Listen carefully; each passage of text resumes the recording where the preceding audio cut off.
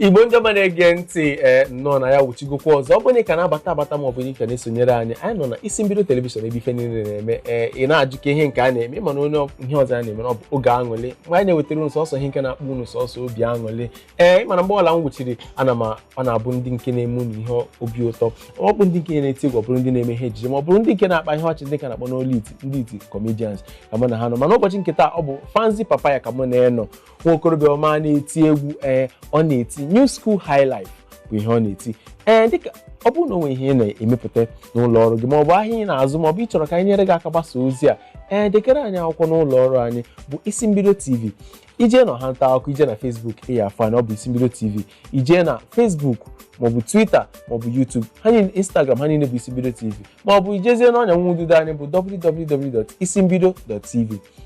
Afọ anyị mana a sị na ozi ọbụla eziri anwụrụ ọkụ n'orugo eluigwe ntị ote ahịa ga-aka irere gị aka ihe na ọ ya aga isi na ịchọrọ ka mụ na gị kpaa jee na Facebook ide na-ekemezie Chibuike m Afọ m ebe ahụ ije na Instagram @_ọdịmma ya na Twitter anyị abụọ aka Fanzy tupu anyị eje obere ezumike maka na ịnọ na-akọwa na ọ bụzi sọsọ na anyị Igbo ka a maara gị ịmara ọtụtụ ndị ga na-asị anyị ma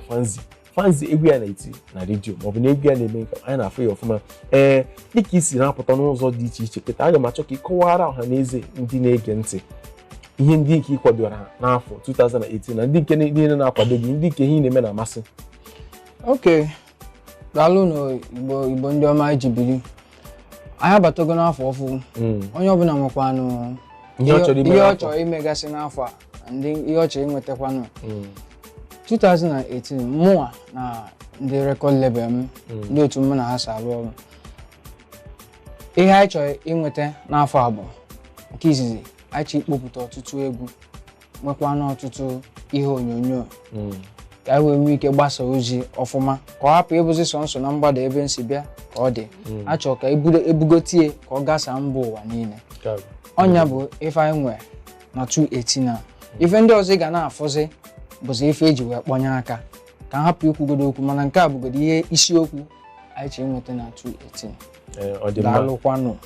dịka isi wee kwuo nke a bụ isiokwu ama m na o nwere egwu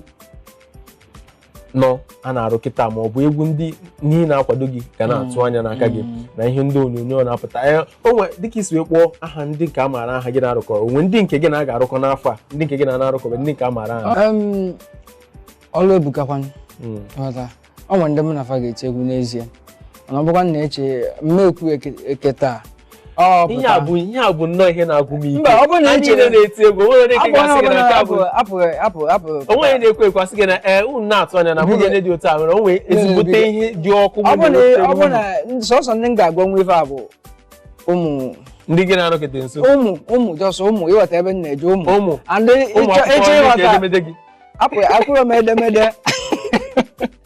ụmụ nwa ọ bụrụ na ịchị ga wee ike bịa ma ịbịabe m ọnụ sọnsọ ụmụasa ga-abịa sọnsọ ụmụasa ka nche onye isi ndị edemede mba chi na ofe mụa bụ ichie edemede bịabe m nkọwarụ gị ọfụma ịfụ ndị ịfụ ka esi wee chi iti egwu ichie edemede dịka isi na-ekwu